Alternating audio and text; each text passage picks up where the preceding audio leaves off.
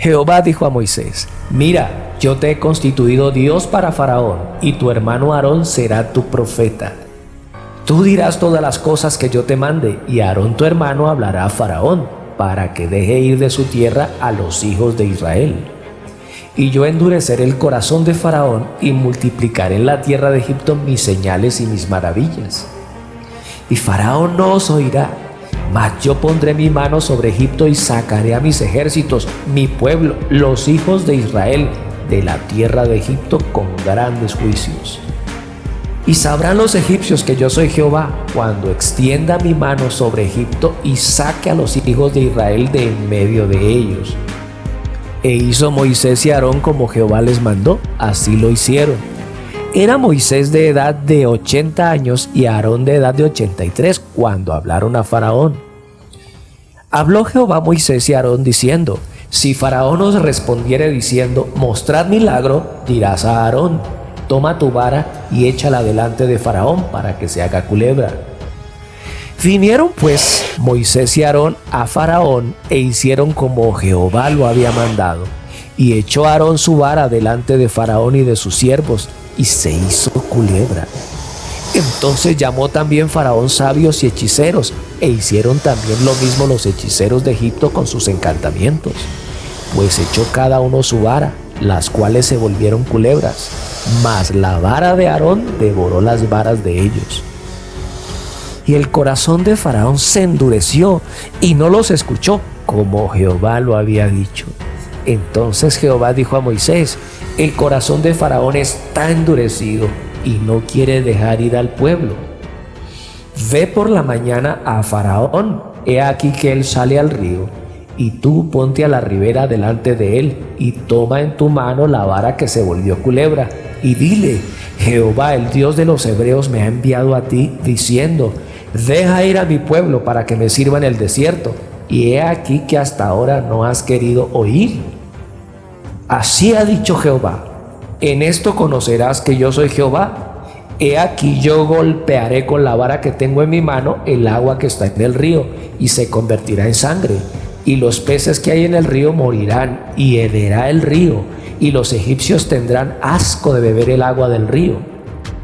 Y Jehová dijo a Moisés: Di a Aarón: Toma tu vara y extiende tu mano sobre las aguas de Egipto, sobre sus ríos, sobre sus arroyos y sobre sus estanques y sobre todos sus depósitos de aguas, para que se conviertan en sangre, y haya sangre por toda la región de Egipto, así en los vasos de madera como en los de piedra. Y Moisés y Aarón hicieron como Jehová lo mandó, y alzando la vara golpeó las aguas que había en el río en presencia de Faraón y de sus siervos, y todas las aguas que había en el río se convirtieron en sangre. Asimismo los peces que había en el río murieron, y el río se corrompió tanto que los egipcios no podían beber de él, y hubo sangre por toda la tierra de Egipto. Y los hechiceros de Egipto hicieron lo mismo con sus encantamientos, y el corazón de Faraón se endureció y no los escuchó, como Jehová lo había dicho. Y Faraón se volvió y fue a su casa, y no dio atención tampoco a esto. Y en todo Egipto hicieron pozos alrededor del río para beber, porque no podían beber de las aguas del río.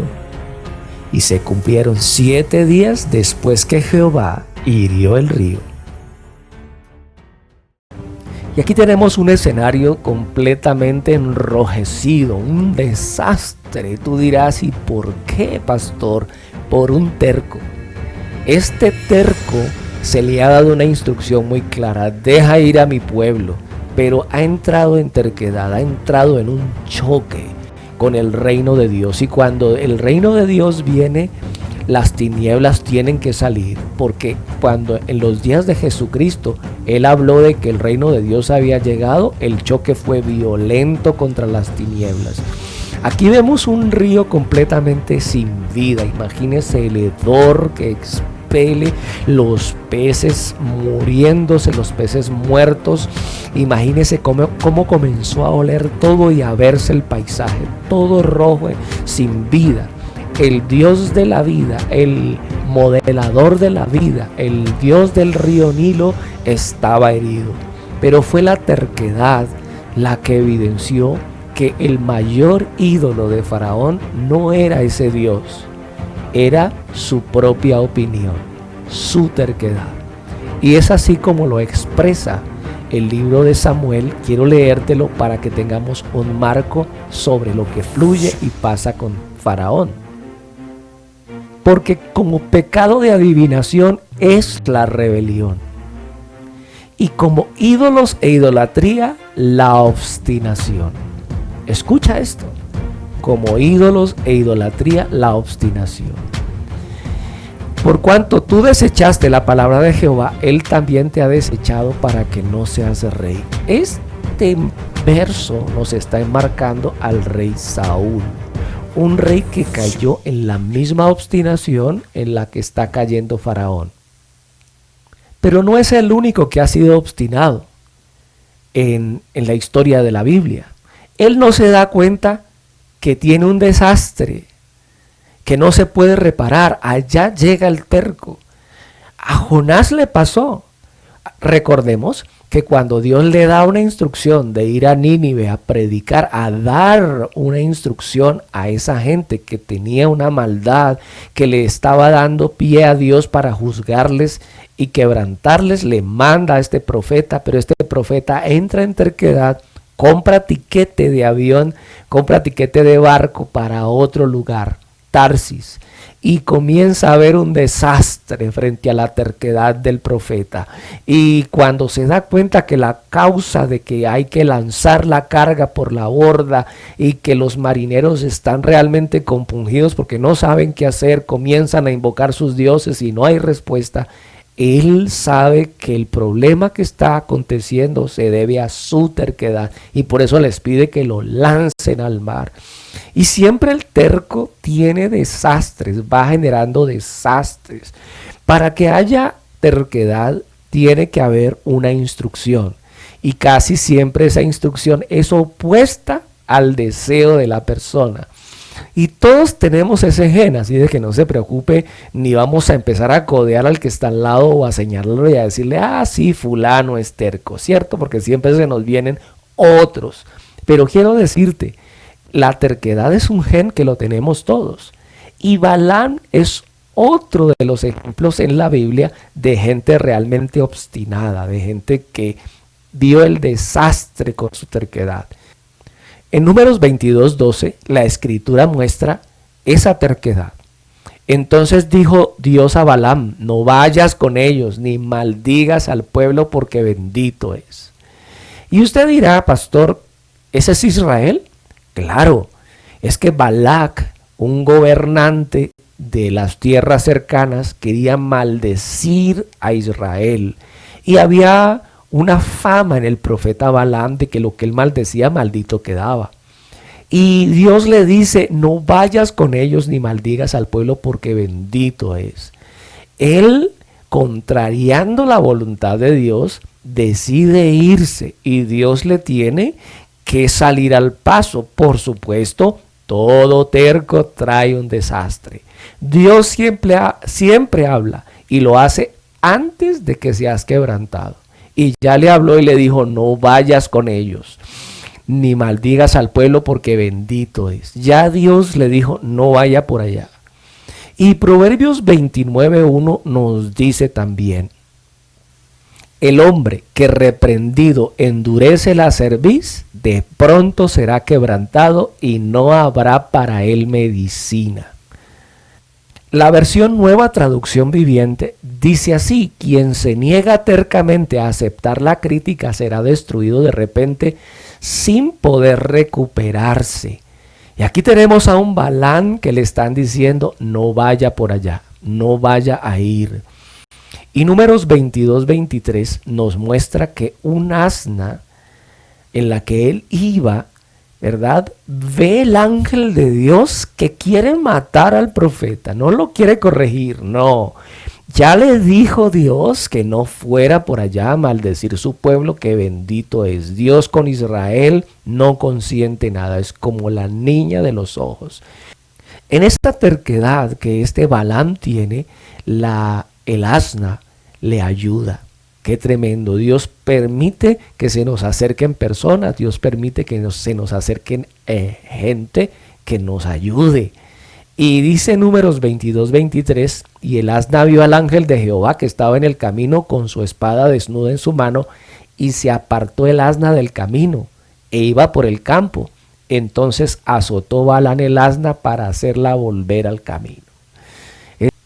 Y ya a Balaam se le ha dicho que no vaya por allá, pero tercamente él dice, no, para allá es que quiero ir, porque es que le habían ofrecido recompensa si hacía que Dios le permitiera ir a maldecir a ese pueblo. Pero ya Dios le dijo que no, bendito es.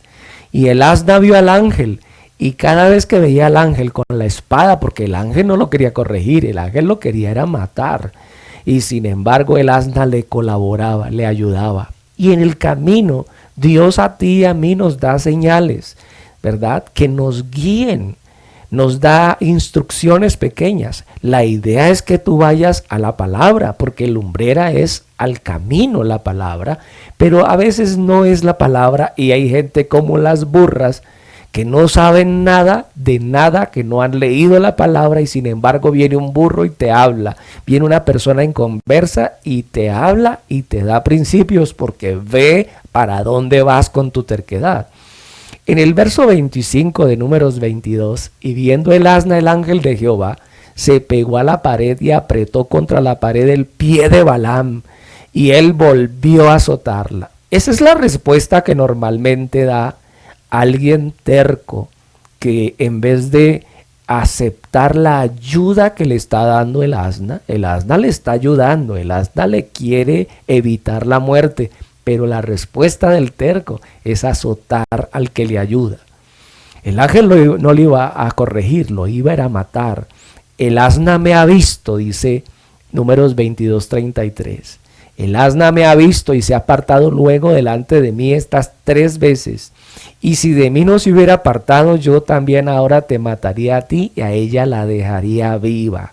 Qué cuadro tan tremendo donde se nos retratan los tercos de la Biblia. Dios ama su pacto. La burra ama a Balaam y lo trataba de proteger, pero él en su terquedad hacía lo que hacía era maltratarla. No sea obstinado o va a terminar como Balaam, lastimado en el proceso. Y yo quiero que miremos al faraón. Se le ha dado una instrucción y al que le da la instrucción, él le devuelve afrenta. La primera vez que vinieron a reconvenirle los capataces, lo que él dijo, no, lo que pasa es que están ociosos.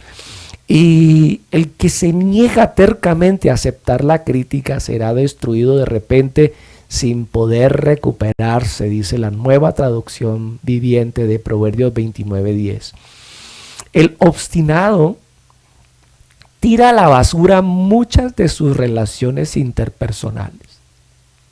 Así está pasando con el faraón, pues el obstinado cierra sus oídos. Él dice, no quiero ver, no quiero saber, por aquí me voy y por aquí es la huerta. Las frases que más se repiten en este capítulo es, Faraón no os oirá, en el verso 4. En el verso 13 nos dice, y el corazón de Faraón se endureció y no los escuchó como Jehová había dicho. En el verso 14 dice, el corazón de Faraón está endurecido y no quiere dejar ir al pueblo. En el verso 16 dice, y he aquí que hasta ahora no has querido oír. Y el verso 22 dice, Faraón se endureció y no los escuchó. Y en el verso 23 dice, y no dio atención tampoco a esto. Escuchemos, este es un hombre que va de terquedad en terquedad. Y como nos ha dicho 1 Samuel 15:23, porque como pecado de adivinación es la rebelión y como ídolos e idolatría es la obstinación. Y quiero que sepas que la terquedad es una condición seria, tan seria que se le compara con la idolatría. Vuelvo a leer el verso, porque como pecado de adivinación es la rebelión y como ídolos e idolatría la obstinación. ¿Por qué se le compara, pastor, con la idolatría? Porque el terco tiene un Dios. ¿Cuál Dios, pastor? Su propia opinión. Ese es el Dios del terco. Y el obstinado, vamos a definir qué cosa es un obstinado. Número 1, el obstinado es el que se aferra a una actitud o posición contra toda razón y buen juicio. Ahí lo vemos en el caso de Jonás. Se aferra a una actitud o a una posición contra toda razón y buen juicio. Y vemos el caso de Balaam. Se le dice, no vaya a maldecir a Israel, pero él se aferra a una actitud o una posición contra toda razón y buen juicio. El punto aquí no es que algo sea razonable delante de un terco, sino que el obstinado lo que busca es salirse con la suya. Eso es lo que busca el obstinado. El obstinado desarrolla una personalidad agresiva y por lo general el obstinado tiende a ser hostil. Hay obstinados pasivos, por supuesto, que te muestran la sonrisa, pero por dentro están parados en la actitud. Faraón, por supuesto, no es de este tipo de obstinados, es de los que son hostiles. El obstinado está en guerra. Él siente que está peleando, que debe luchar y defenderse todo el tiempo. ¿Qué cosa es un obstinado? No admite consejo de nadie, número 2. Eso es un obstinado. Por eso Moisés todo el tiempo le habló dando órdenes y le dice, deja ir a mi pueblo, punto. Dijo Dios que hicieras esto, te guste o no. Y por eso es la manera como se trata a este hombre. No hay un protocolo de etiqueta, que se le salude, que se le diga no. Siempre es de una manera imperativa que Moisés le habla. Dios ha organizado las cosas para este hombre de tal modo que la manera como le hablen, él vea en ese cuadro la voluntad de Dios. Vea allí un modelo de reino. Jehová dijo a Moisés, dice el verso 1 al 5 de Éxodo 7. Mira, yo te he constituido Dios para Faraón y tu hermano Aarón será tu profeta. Tú dirás las cosas que yo te mandé y Aarón tu hermano hablará a Faraón para que deje ir de su tierra a los hijos de Israel. Y yo endureceré el corazón de Faraón y multiplicaré en la tierra de Egipto mis señales y mis maravillas. Y Faraón no os oirá, mas yo pondré mi mano sobre Egipto y sacaré a mis ejércitos, mi pueblo, los hijos de Israel, a la tierra de Egipto con grandes juicios, y sabrán los egipcios que yo soy Jehová, cuando extienda mi mano sobre Egipto y saque a los hijos de Israel de medio de ellos.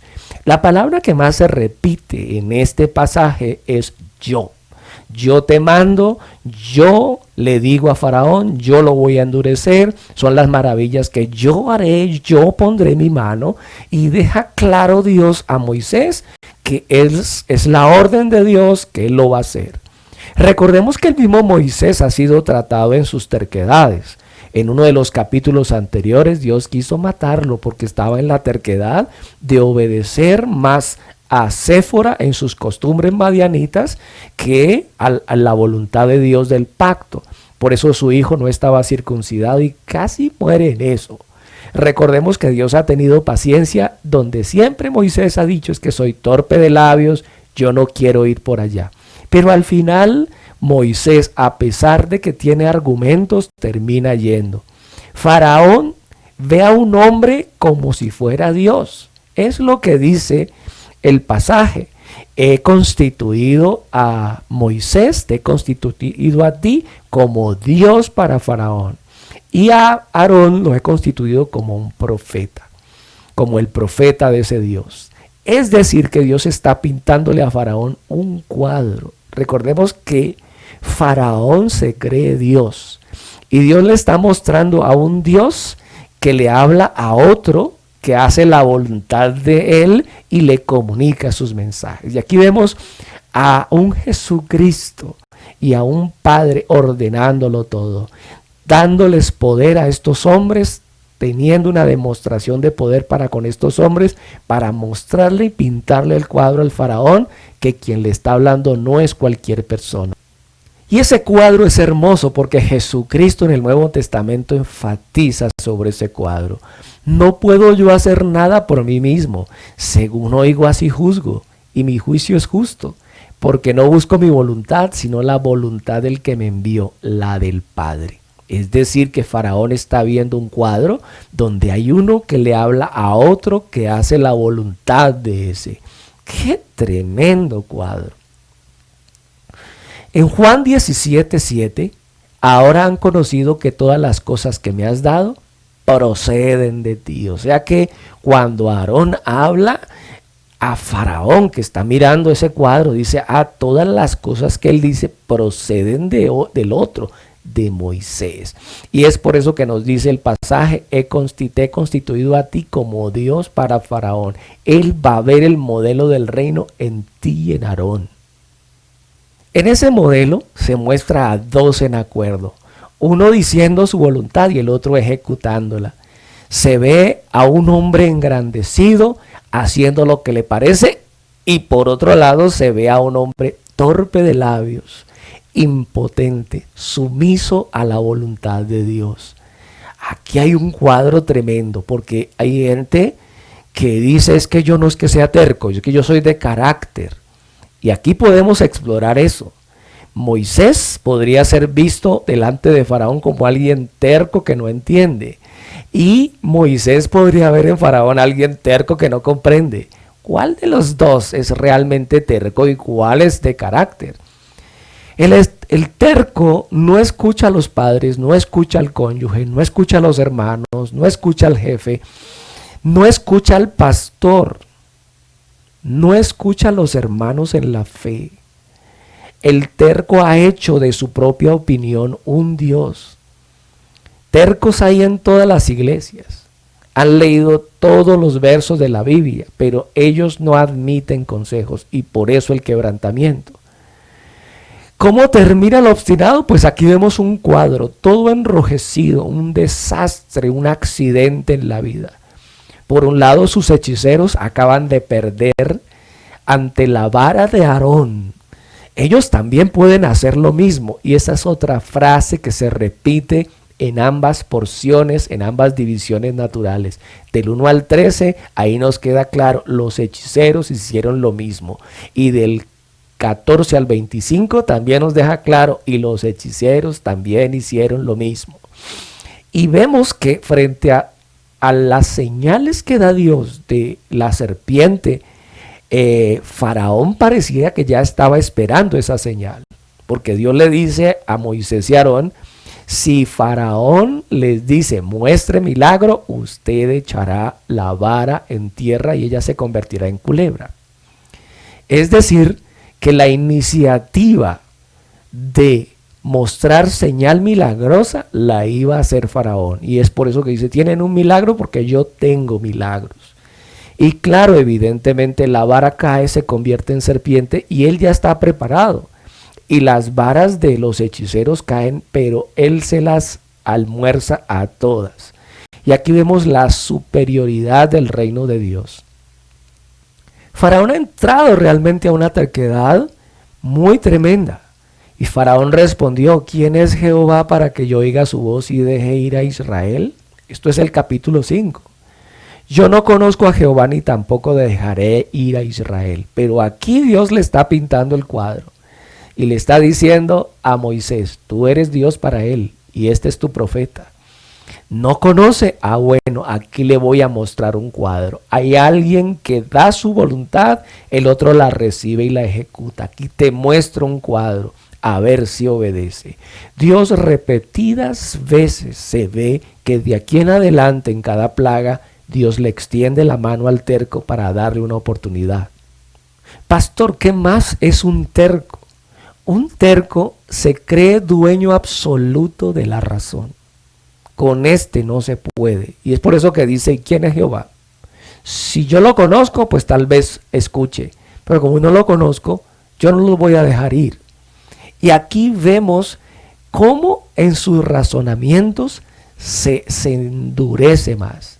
Se creen dueños absolutos de la razón.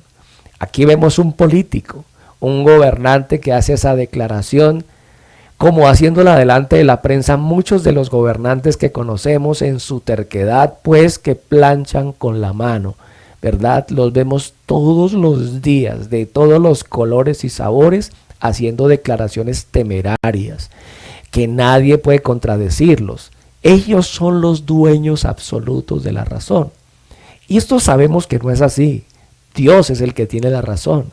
Así que cuando crees que eres el dueño absoluto de la razón, estás cayendo en la idolatría de creer que tu propia opinión es el que manda. La idolatría estriba en que la propia opinión se vuelve un Dios. ¿Y qué cosas más es, pastor, un obstinado, un terco? Es un contradictorio extremo. Y aquí lo vemos en Faraón. Este político dueño de la razón contradice todo. Y esto se contrasta con un Moisés que hace todo lo que se le manda. Mientras que Faraón contradice todo lo que se le manda, aquí vemos a un Moisés y a un Aarón obedeciendo todo lo que se le manda. Y es que Faraón necesitaba ver ese cuadro. Tenía que ser Moisés, un hombre impotente, un hombre que no se creía fluido para hablar. Y ese era el cuadro que Dios le mandó. Le mandó una señal, le pintó un cuadro y le dijo, mira, aquí hay uno que no se cree digno y sin embargo se está rindiendo. Faraón necesitaba ver a alguien sumiso, porque en su cosmovisión de terco, él lo que conoce y sabe es de gente que se somete a él, pero no conoce a alguien sometiéndose realmente a Dios. Y es por eso que aquí vemos el modelo de Dios. También vemos en el pasaje de Éxodo 7, dice el verso 3, y yo endureceré el corazón de Faraón y multiplicaré en la tierra de Egipto mis señales y mis maravillas. Expliquemos un poquito esto, porque si dice que Dios endurece el corazón, luego es Dios como el titiritero moviendo los hilos. Esto está implicando, pastor, que Faraón no tenía libre albedrío, que ya lo había perdido en su terquedad. ¿Significa esto que Dios lo está endureciendo? Y si Dios lo endurece, entonces ¿por qué lo castiga? Finalmente es la operación de Dios en él. Si es Dios el que está jalando los hilos, ¿por qué el castigo? Y es que Moisés, cada vez que va a Faraón, le ofrece una oportunidad para humillarse y dejar ir a los israelitas. Cada vez que se presenta delante de él es una oportunidad para humillarse. Realmente la obediencia es una humillación, porque nosotros sí tenemos nuestra propia opinión. Y dice primera de Pedro 5, del 5 al 9, igualmente jóvenes, hablándote a ti que haces parte de una iglesia, y hablándome a mí que hago parte de un liderazgo. Igualmente jóvenes, estad sujetos a los ancianos, a los pastores, y todos sumisos unos a otros, revestidos de humildad, porque Dios resiste a los soberbios y da gracia a los humildes. Aquí vemos entonces a un Moisés teniendo gracia, por otro lado a un soberbio siendo resistido. Verso 6. Humillaos pues bajo la poderosa mano de Dios para que Él os exalte cuando fuere tiempo, echando toda vuestra ansiedad sobre Él, porque Él tiene cuidado de vosotros. ¡Oh, pastor! Significa que cuando yo me someto al liderazgo, a la dirección del liderazgo, yo me estoy humillando y Dios me dará gracia mientras me humille a la autoridad que me dio. Sí. Mire, en mi iglesia Dios también repartió algunos cuantos tercos. Y de cuando en vez se aparece uno que dice, no, pastor, es que lo que usted me está diciendo yo no lo puedo hacer porque es que Dios me dijo que... Y con su Dios me dijo, solo está levantando un argumento para resistir la autoridad legítima que Dios le dio. ¿Y sabe qué? Dios lo va a resistir a usted. Dios da gracias al humilde, pero al soberbio lo resiste. Claro, porque si entonces le va a hablar a usted y la voluntad revelada en la palabra y la voluntad delegada en su líder, ¿dónde quedan? ¿Dónde quedan? ¿Cuál es la diferencia entre usted y el faraón cuando se pone en esa actitud de Dios me dijo? Cuando hay una voluntad escrita y cuando hay una voluntad que Dios le delega a sus líderes. Igualmente jóvenes, están sujetos a los ancianos y todos sumisos unos a otros, revestidos de humildad, porque Dios resiste a los soberbios y da gracia a los humildes.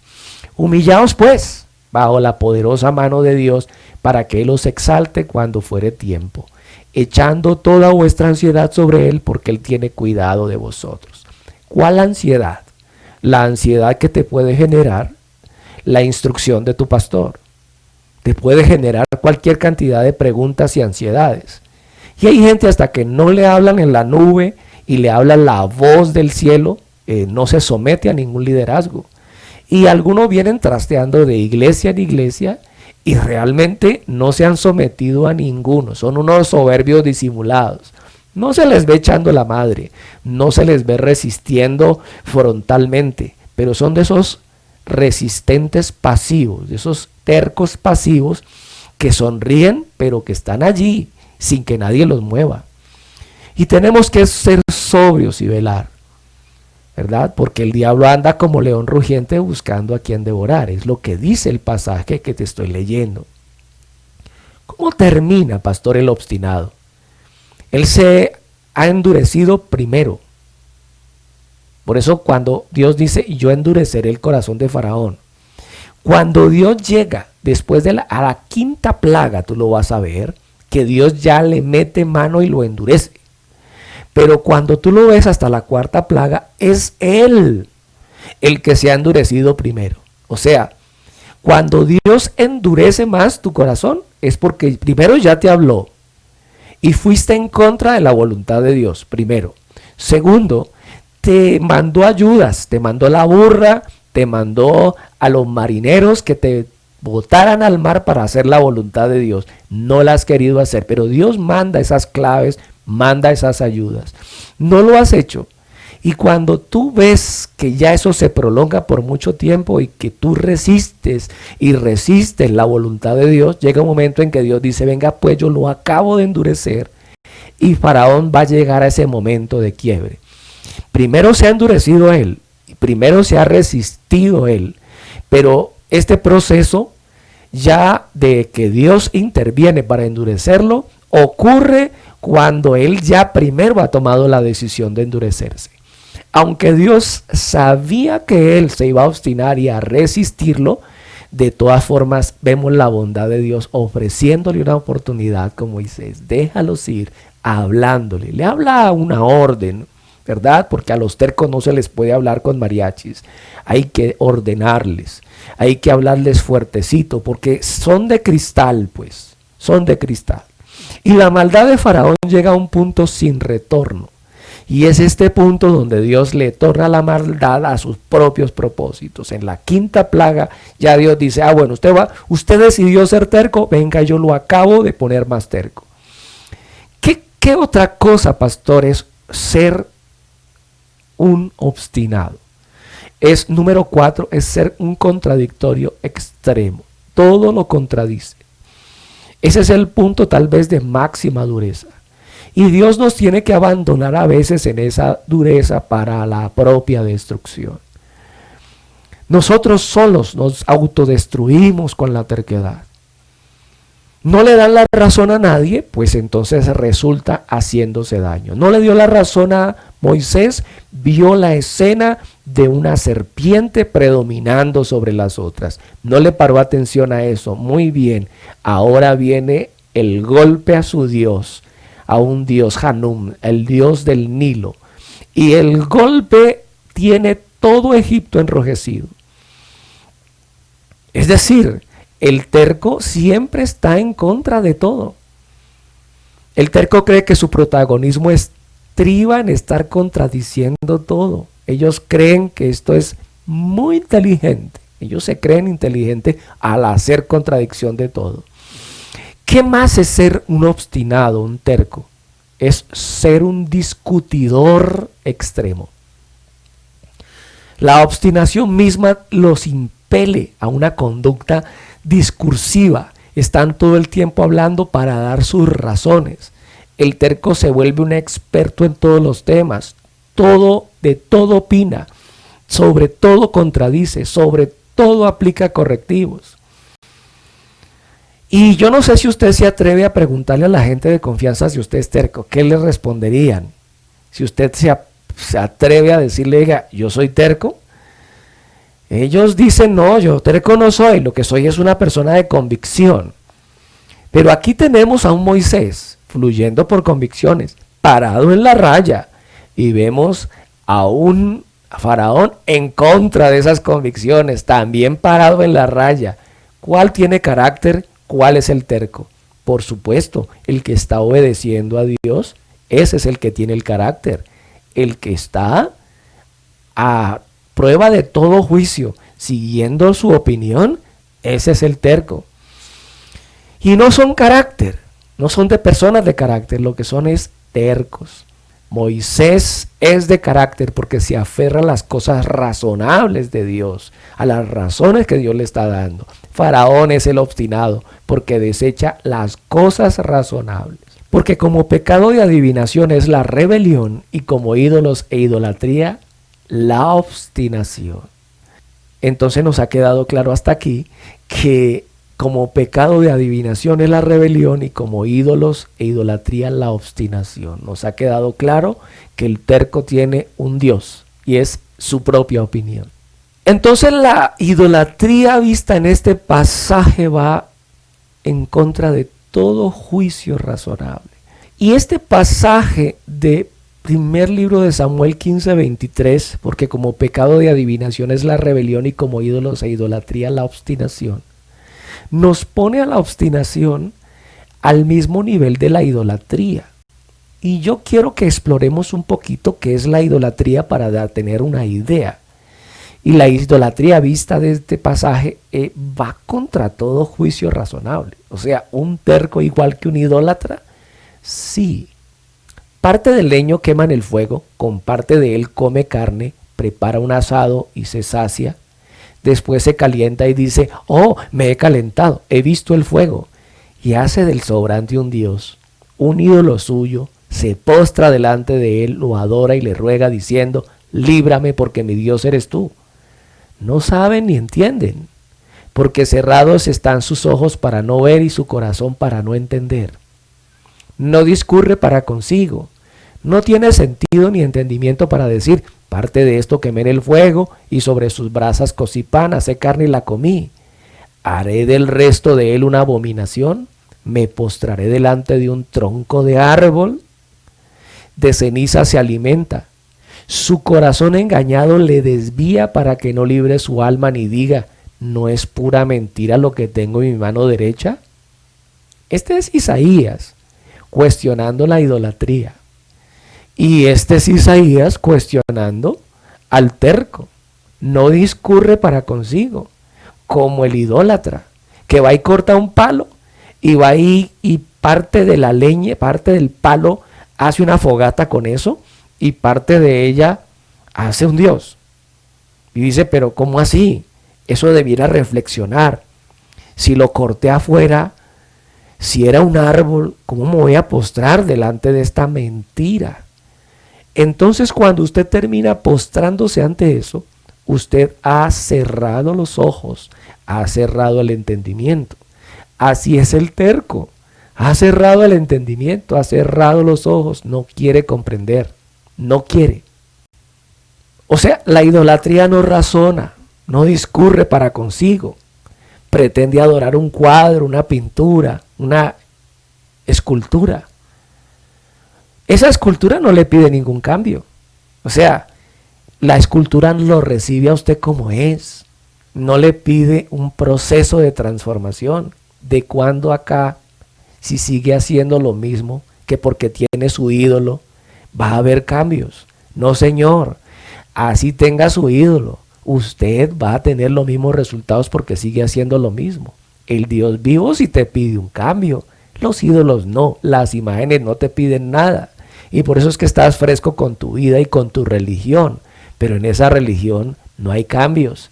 Tienes que dejar la idolatría como tienes que dejar la terquedad. El idólatra ha renunciado al raciocinio. El terco también. Hablemos un poquito de cuáles son los resultados que tiene Faraón por su terquedad. Número 1, La gente se aleja de ti cuando eres terco. ¿Qué gente puede haber al lado de Faraón? La respuesta es solo la que se puede someter a él. La gente que te da el portazo, tu familia, tus amigos, tu jefe, eso es grave. Que con tu terquedad termines perdiendo el trabajo, termines perdiendo tus relaciones familiares. Es que no admiten amonestación. Otro resultado de la terquedad es que te vas equivocando con mayor frecuencia y lo vamos a ver en los demás capítulos. Él va de mal en peor. Número 2, el terco se va equivocando con mayor frecuencia. Cada vez que rechaza la voluntad de Dios, a Faraón le llega una nueva plaga y las plagas que le llegan son cada vez peores. Y lo que le pasa a Faraón es que va sufriendo como una ceguera progresiva, no puede ver sus opciones de vida, por lo tanto va tomando decisiones cada vez más bizarras, más absurdas. La terquedad te lleva a tomar las peores decisiones en la vida. Y este hombre está tomando las peores decisiones, está enfrentando a Dios, está viendo resultados, pero sigue tomando las peores decisiones. Número 3, resultados de la obstinación. La obstinación crecerá tornándose en rebeldía.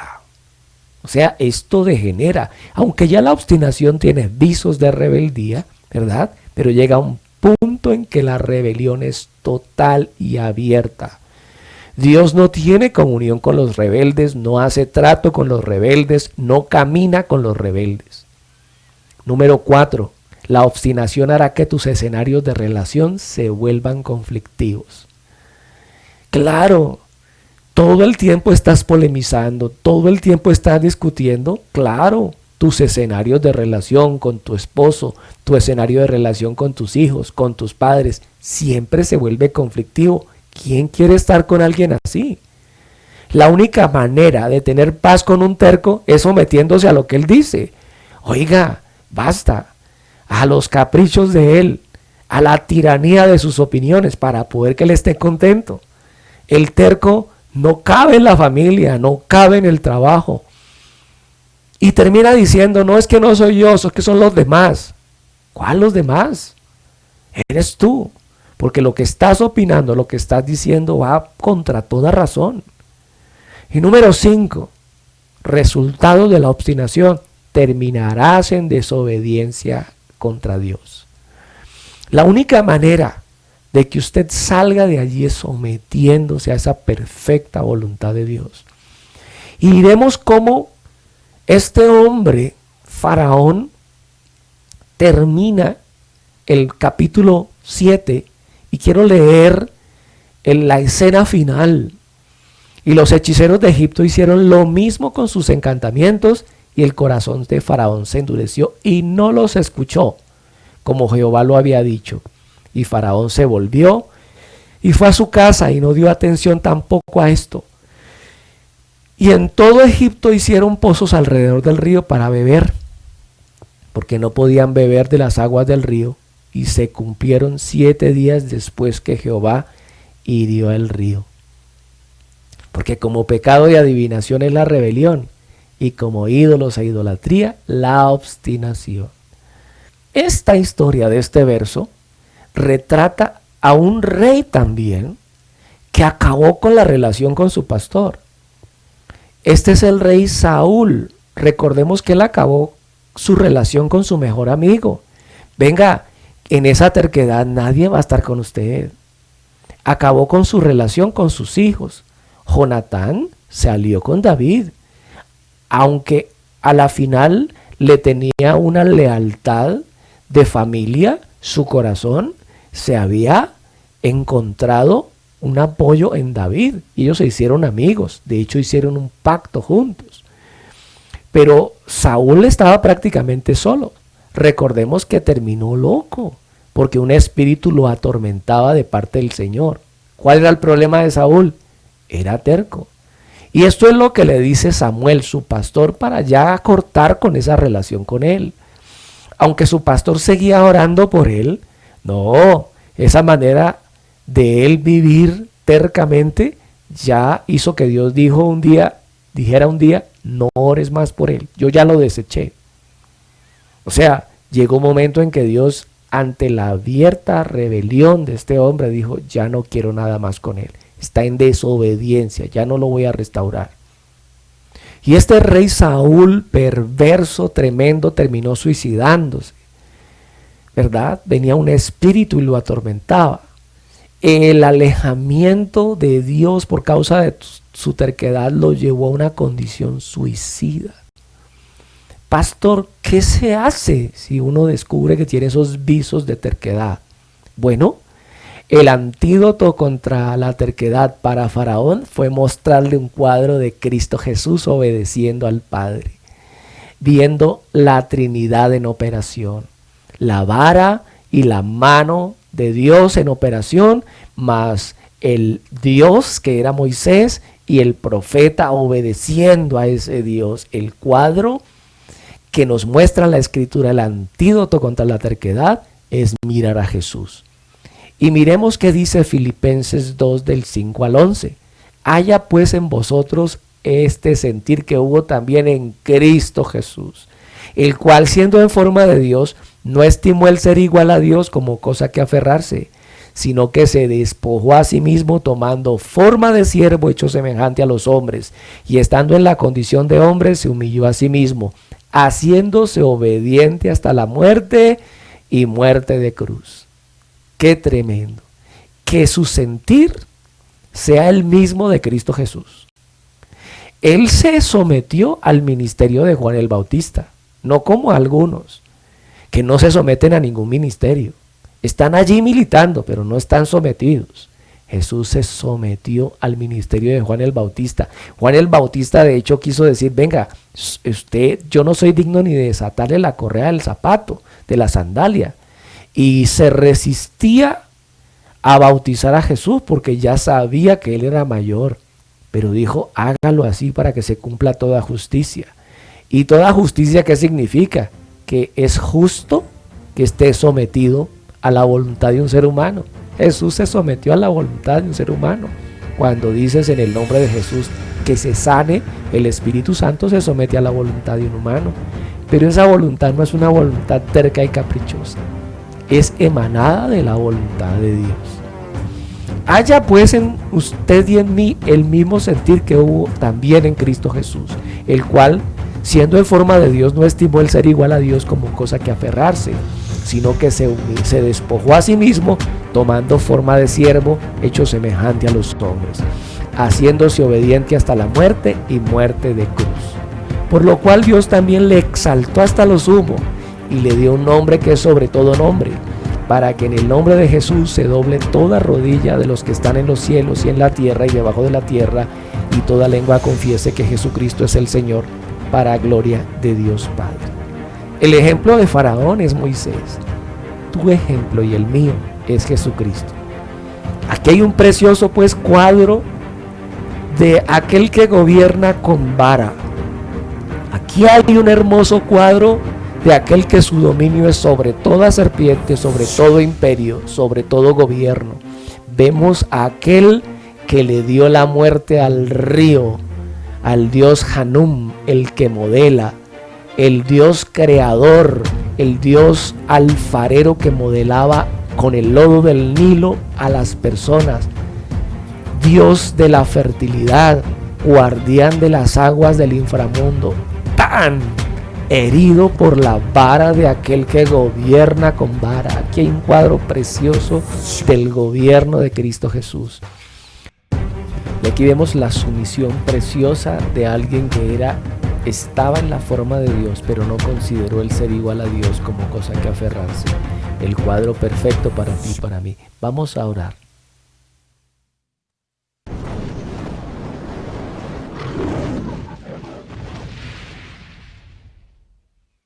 Y vamos a tomar ejemplo de ese Cristo Jesús. Lo invito a que oremos ahora mismo. Padre Celestial, en el nombre de Jesús, creemos que nos estás dando un ejemplo tremendo, Señor. Creemos en ese ejemplo. El mismo sentir que hay en Cristo Jesús lo recibo. Lo recibo ahora mismo. Creo con todo mi corazón, con toda mi alma, en el nombre de Cristo Jesús, que tú eres poderoso, Señor, para ayudarme a transformar con esta palabra que es dura, es como un martillo que me golpea, porque reconozco que tengo una genética también de terquedad. Yo reconozco mi terquedad.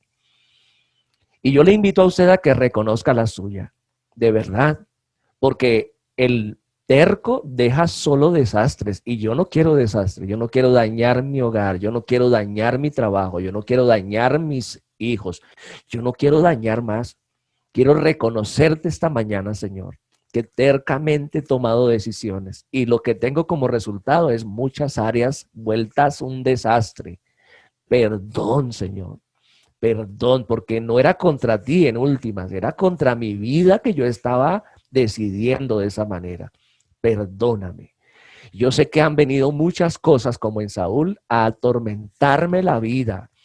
A Saúl le atormentaba un demonio. Y si a ti por esa terquedad, como consecuencia de esa terquedad, han venido a oprimirte demonios, principados, potestades, vamos a renunciar a eso. En el nombre de Cristo Jesús, yo renuncio a la terquedad. Si un espíritu se apoderó de algún área mía por las decisiones mal tomadas que yo tomé, por las tercas maneras de irme contra toda razón y todo juicio, en el nombre de Cristo Jesús, yo renuncio a esa posesión, a esos principados, a esas potestades que me están enfermando, que están haciendo que mi vida caiga vez tras vez. Renuncio ahora mismo en el nombre de Jesús. Reprendo esa opresión de mi mente, migraña, dolor de cabeza, todo dolor en los oídos, todo tinnitus, toda cosa que entorpezca los sentidos, me produzca ceguera. En el nombre de Jesús, sal de ahí. En el nombre de Jesús, yo renuncio a esa posesión. Mi alma le pertenece a aquel que se humilló a sí mismo, haciéndose obediente hasta la muerte. Mi obediencia se debe a Él. Él es mi modelo perfecto. No son mis caprichos. Perdón, Señor, por irme contra ti, por ir contra tus principios, por ir contra tus diseños. Perdóname, Señor. Hoy lo reconozco y te pido, suelta la cadena ahora, que a causa de la unción que está sobre mí, se pudran las cadenas, se rompan las opresiones, salga mi pueblo de todo lugar de cautiverio. A ti, Faraón, a ti, Satanás, te ordeno, deja ir a mi pueblo, deja ir mis finanzas, deja ir mis hijos. Vamos, todos orando. Deja, suelta ahora mismo en el nombre de Jesús. Suelta lo que Dios me entregó, suelta mi mente, suelta mis talentos, suelta mi trabajo, suelta mis finanzas. Vamos, orando. Todos orando. En el nombre de Jesús, espíritu de terquedad, tú y todos tus amigos, todos tus demonios, hoy suelto con vara de Dios, hoy decreto muerte para ti. Ahora mismo todos esos principados, todos esos decretos de antidiseño se hacen polvo y ceniza ahora delante de mí. En el nombre de Jesús, en el nombre de Jesús. Yo me he arrepentido aquí y sé que si confieso mi pecado, tú eres fiel y justo para perdonarme y limpiarme de toda maldad. Ahora te pido, Señor, que tu sangre preciosa se active para limpiar mi maldad, para limpiar esas consecuencias de locura, de demencia que puede haber en mi casa, que puede haber en mi vida. Esa distorsión de la manera de pensar. Señor, en el nombre de Jesús, límpiame de esa maldad. Ahora recibo tu poder. Ahora el poder del Espíritu Santo que reparó el cuerpo dañado de Jesús. Ese mismo Espíritu toca mi vida ahora. Tócame, Espíritu Santo. Dígale allí con todo su corazón. Póngase una mano en el pecho allí. En el nombre de Jesús, Espíritu Santo, tócame. Vamos. Póngase una mano en el pecho. Es un acto profético. Así como Moisés soltó la vara y se convirtió en serpiente, así mismo, póngase la mano en el pecho. Ahora mismo, el poder que hay en nosotros, la autoridad de Cristo Jesús que hay en nosotros, ahora se activa en mi cuerpo, se activa en mi mente, se activa en mi sangre, se activa en mis músculos, en mis tendones, en mis mis órganos, en mi colon. Se activa ese poder restaurador, ese que restaura el cuerpo dañado, la mente desbaratada, en el nombre de Jesús. Aquel que restaura los hogares ahora mismo, está sobre mí ahora, en el nombre de Jesús, está sobre mí. Esos principados de terquedad, de obstinación, salen fuera. Esos espíritus de control, esos espíritus que hablan a través de mí y que no permiten la razón, que no permiten los principios de Dios, solo desobediencia ha habido. Fuera, fuera, fuera, en el nombre de Jesús. Fuera espíritus de suicidio, fuera espíritus de rebelión ahora, fuera espíritus de terquedad ahora mismo. En el nombre de Jesús, el poder del Señor, le digo una cosa, está sobre mí. Siento su poder ahora mismo. Vamos, vamos, todos orando. Es un momento glorioso, es un momento de poder. Ahora mismo, yo le voy a pedir, si usted empieza a sentir en su cuerpo como que se le eriza, comience a respirar profundo. El Espíritu Santo está allí y vas a ser libre. Sal fuera, ahora mismo. Espíritus de terquedad, ahora mismo, en el nombre de Jesús. Y sé que aunque han venido operaciones demoníacas, también reconozco que yo tengo mucho que ver en eso. Mi terquedad personal, ahora la presento en el nombre de Jesús. Y te pido en el nombre de Jesús, límpiame con esta palabra de toda esa terquedad mía, la que yo consciente y voluntariamente tengo. Límpiame de eso en el nombre de Jesús. Restáurame, Señor, de todas las consecuencias que vivo a causa de esas decisiones de terquedad. Repara mi corazón dañado. Repara mi mente dañada. Te lo pido en el nombre de Jesús. Ahora mismo. Prometo, Señor, que voy a darte a ti la gloria y la honra. Voy a dar el testimonio por todo esto que estás diciendo y haciendo. En mis hijos, en mi trabajo, en todas las áreas que me has entregado. En el nombre de Jesús. Creo que lo estás haciendo. Recibo lo que oré. Recibo libertad. Recibo el poder de la sangre de Cristo sobre mí. Recibo ese poder. Recibo el poder de la mano de Dios en mi vida para restaurarme y transformarme. En el nombre de Jesús. Creo ahora mismo que la operación del Espíritu Santo está funcionando en mí, está funcionando en mis hijos. Vamos, está funcionando en mí, está funcionando en mis hijos. Vamos, opere con la fe. La fe habla, la fe declara. Profetice ahora sobre su casa. En el nombre de Jesús. Satanás, vas a soltar a mis hermanos. Satanás, vas a soltar a mis hijos. Satanás, no tienes autoridad sobre mi cuerpo, no tienes autoridad sobre mis finanzas. Sueltas esas áreas. Ahora, en el nombre de Jesús, en el nombre de Jesús. Gracias, Señor. Tu poder y tu unción están aquí.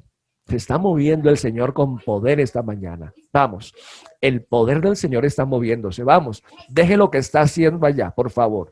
Pare un momentico y le dedica este momento al Señor. Pare un momentico. El Señor se está moviendo y quiere hacer libre. Por eso el Éxodo es tremendo libro, porque este Éxodo nos está mostrando que hay cosas que están cautivas y tienen que ser liberadas ahora mismo.